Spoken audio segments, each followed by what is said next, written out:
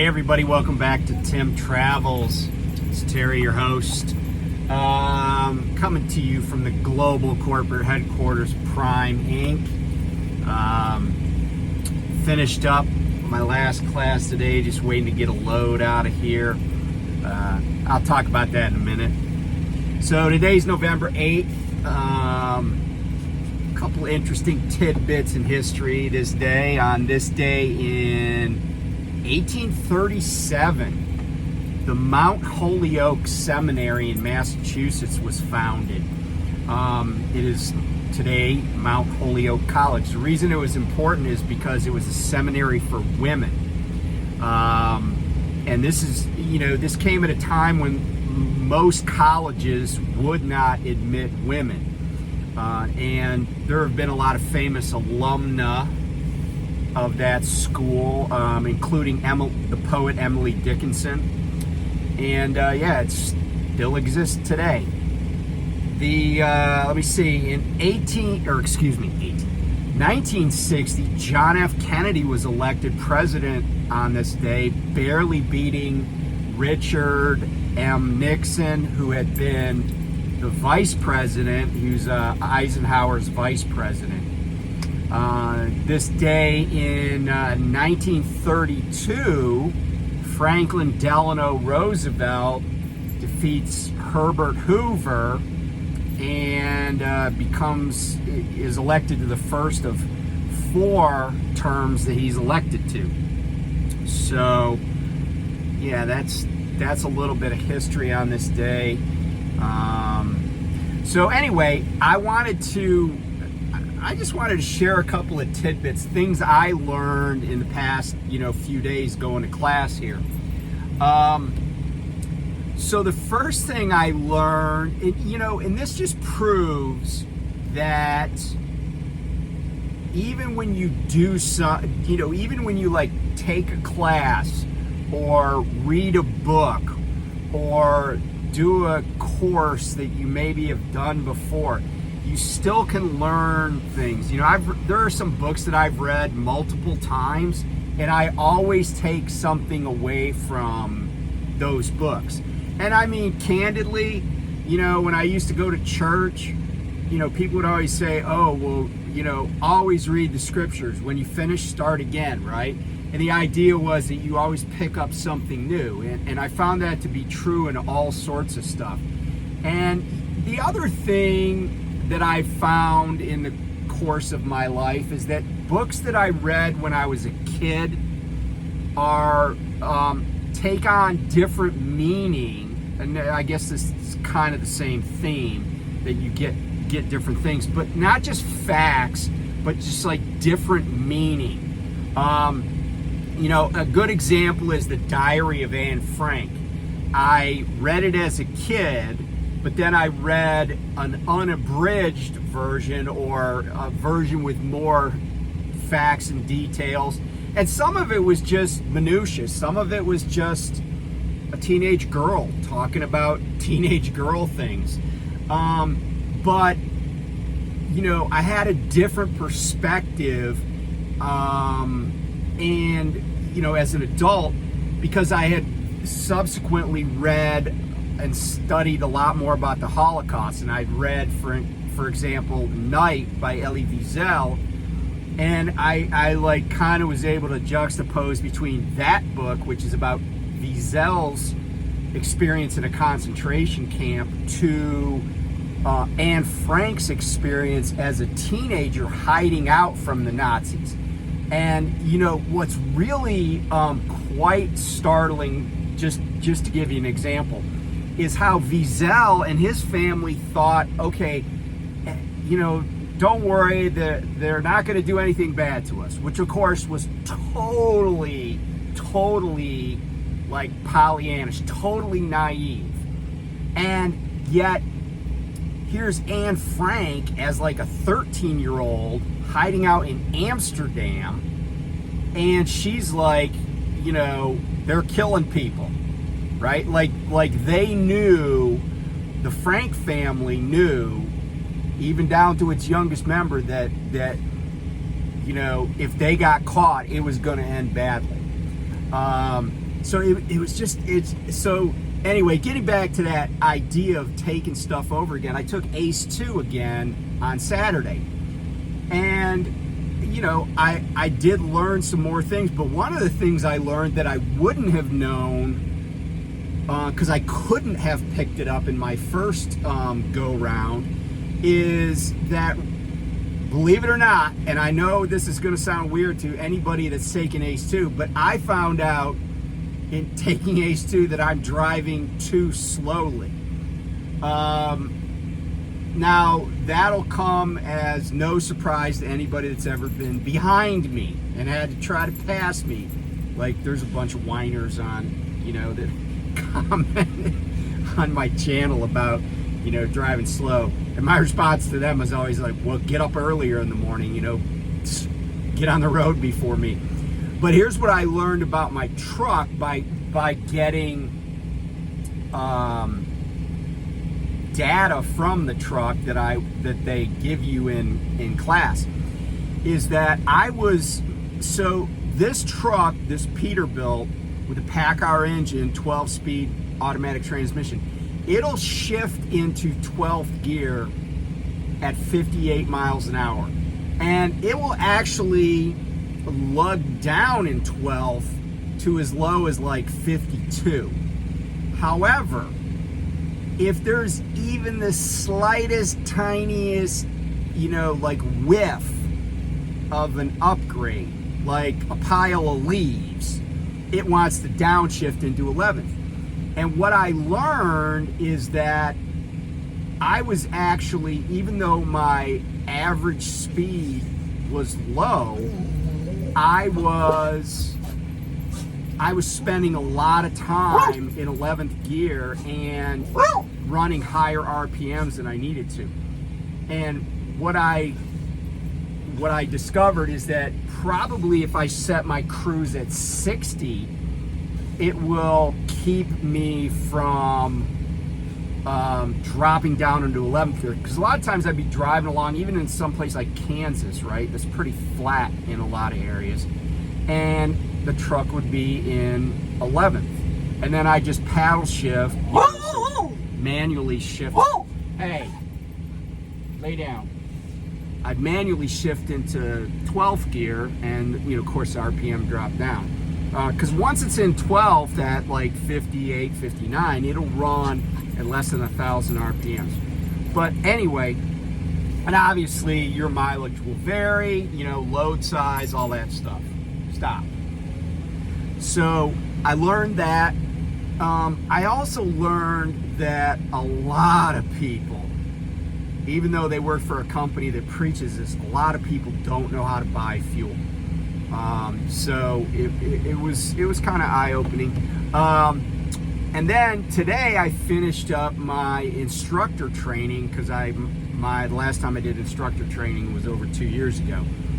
And one of the things we went over was the new CDL test, the, you know, revised portion that is on the pre-trip, as well as the revised demonstration portion, which is to say the backing portion. But it's inaccurate to call it backing anymore, because one of the maneuvers is actually moving forward. And they've already implemented this in Pennsylvania.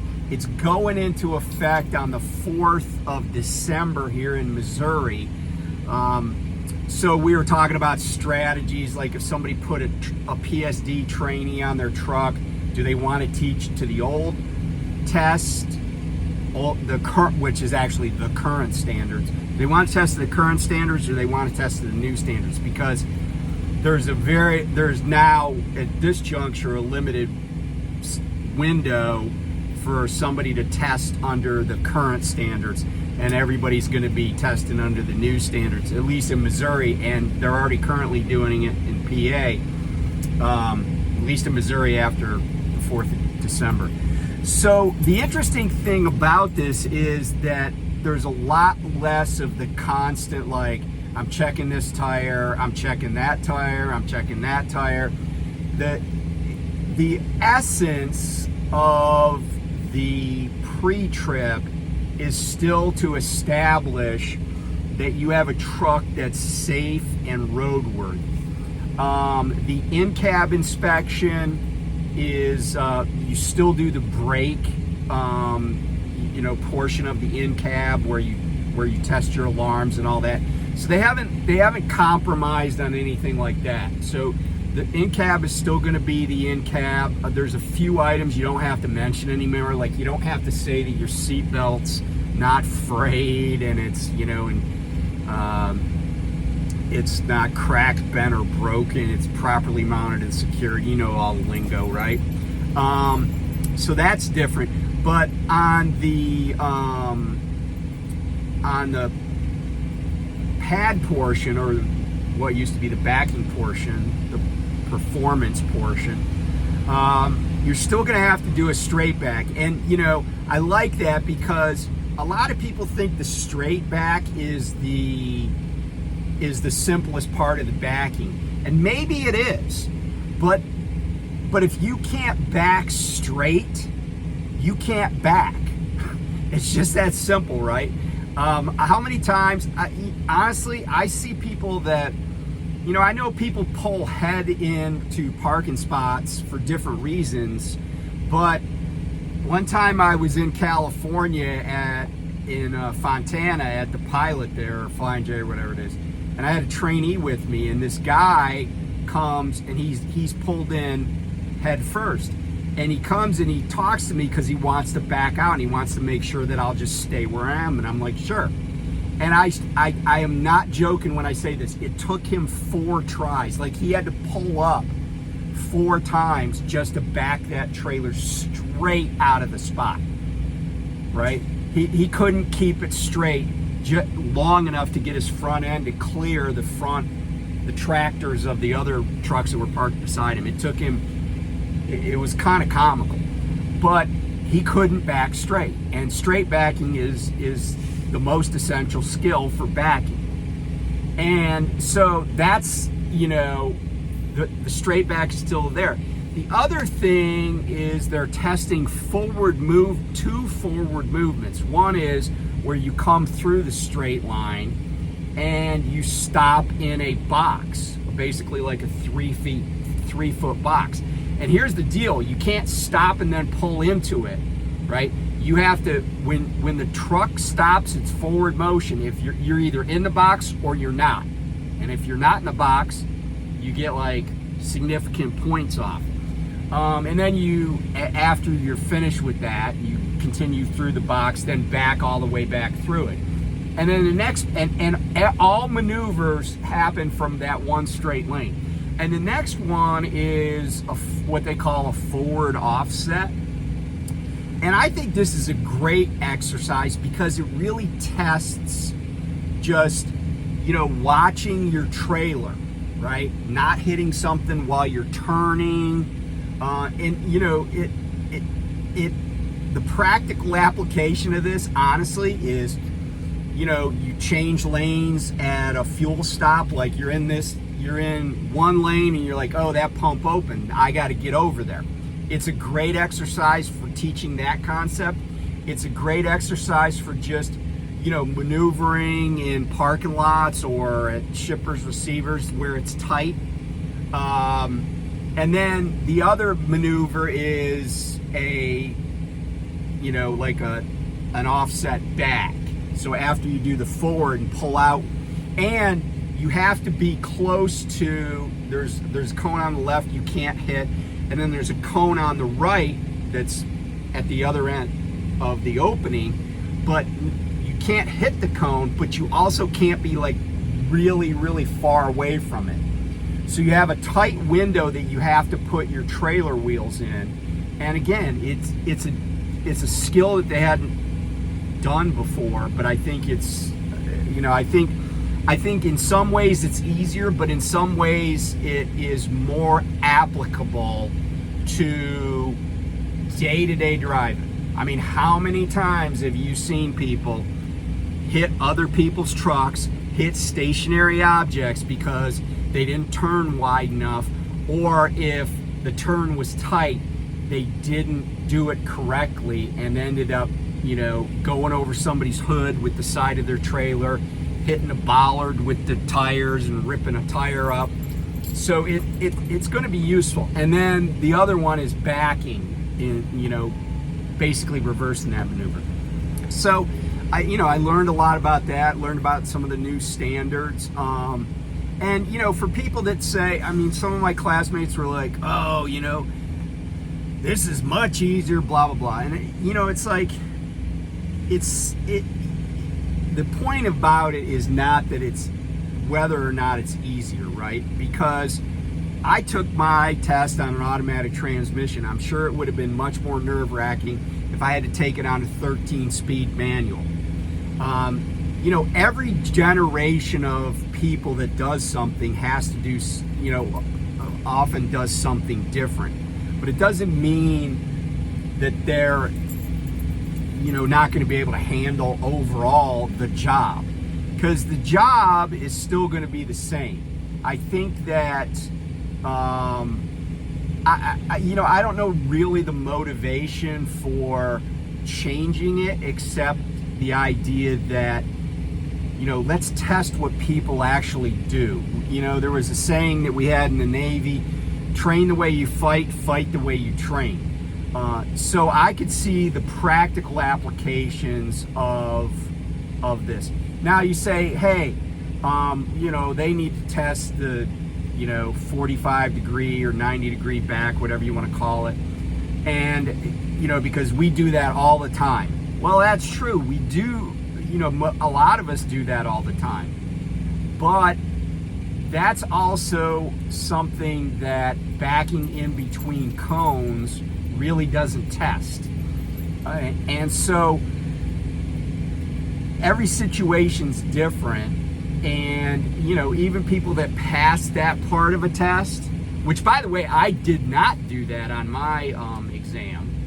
I took the exam in Arizona. People still get their CDL and can't back to save their butts. So, but they spent like hours and hours and hours on that maneuver. So, I questioned the director of training on some of the pay policies for trainers and stuff like that. So it was a useful time